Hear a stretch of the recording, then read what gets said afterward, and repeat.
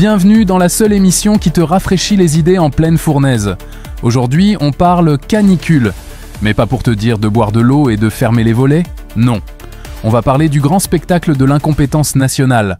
J'ai 3 révélations pour toi. La première, c'est comment l'éducation nationale organise le plus grand démerdez-vous de l'histoire sous couvert de gestion au cas par cas.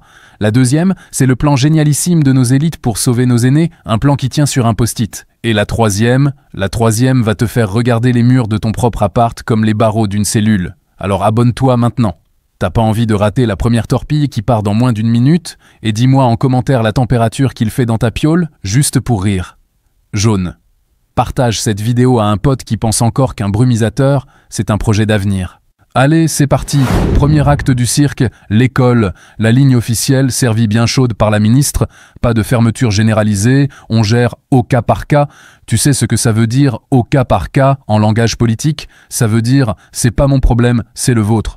Pendant qu'on te sert cette bouillie, 200 écoles publiques ont déjà baissé le rideau, fermé, parce que c'est juste pas tenable. Mais chut, faut pas le dire trop fort, ça risquerait de montrer que le roi est nu et qu'il transpire beaucoup. Et pour le bac? Ah, pour le bac, attention, l'administration a sorti l'arsenal. Tu veux connaître les consignes ultra secrètes envoyées aux examinateurs? Accroche-toi, mettre les élèves dans des salles à l'ombre, fermer les volets et s'assurer qu'ils aient de l'eau. Donc éviter d'utiliser les salles trop exposées, permettre à chacun de s'hydrater, arrêter l'activité physique. S'agissant des examens, donc heureusement les épreuves écrites sont derrière nous, mais des oraux vont encore se dérouler cette semaine pour le bac ou pour l'épreuve anticipée de français. Là, la règle, c'est de faire preuve de souplesse, à la fois vis-à-vis des personnels, des correcteurs qui ont des problèmes de santé ou vis-à-vis des élèves fragiles, donc de permettre d'adapter, par exemple, l'heure de passage pour un élève qui a une situation de fragilité. Non, mais tu te rends compte? En 2025, le plan d'urgence pour un examen national, c'est de l'eau et de l'ombre. On est à la pointe de l'innovation. Pendant ce temps, les syndicats et les parents d'élèves, ils demandent des trucs de dingue. Des classes de 24 élèves max, des bâtiments rénovés, isolés, des trucs de base, quoi. Mais non, la réponse, c'est « buvez de l'eau ». Tu trouves ça normal, toi? On passe à la deuxième scène, la plus tragique. Nos anciens. Le discours officiel, c'est qu'il faut prendre de leurs nouvelles. Super. Le plan canicule, c'est un coup de fil. On nous dit que les personnes âgées peuvent s'inscrire sur des registres en mairie. Sérieusement?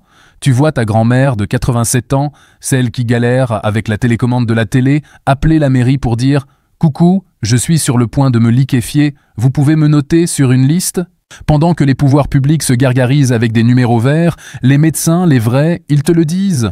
Les AirPads, ces gâteaux à vieux, comme ils les appellent, deviennent des fours crématoires. Beaucoup n'ont même pas de volets extérieurs, une panne de clim et c'est l'hécatombe. Et le conseil ultime qu'on leur donne? Mouillez-vous la nuque, un gant de toilette. C'est ça, notre réponse au dérèglement climatique pour la génération qui a tout construit, un putain de gant de toilette.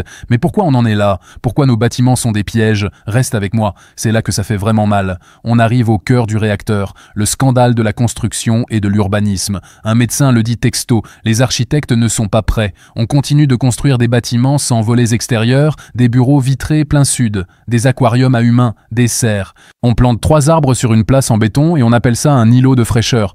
C'est une insulte à notre intelligence. Les rues sont larges, le bitume emmagasine la chaleur. On a tout fait à l'envers. Et pendant qu'on crève la gueule ouverte, tu sais ce qu'ils font juste de l'autre côté des Pyrénées? En Espagne? Les entreprises passent en journée continue, 8h-15h.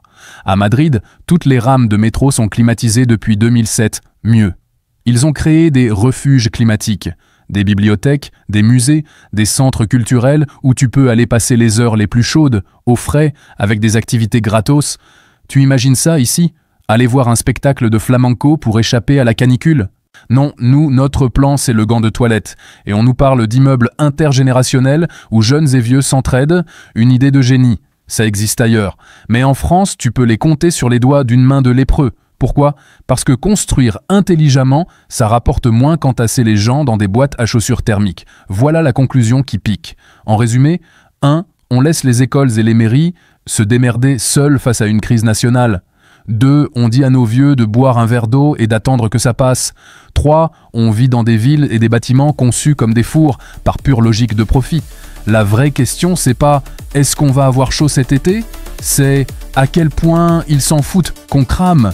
Balance ta réponse en commentaire, abonne-toi, active cette foutue cloche pour pas rater la prochaine autopsie et lâche un pouce, ça leur mettra peut-être le nez dans leurs propres contradictions. On se retrouve vite, porte-toi bien et n'oubliez jamais, tout ce qu'on vous raconte n'engage que vous.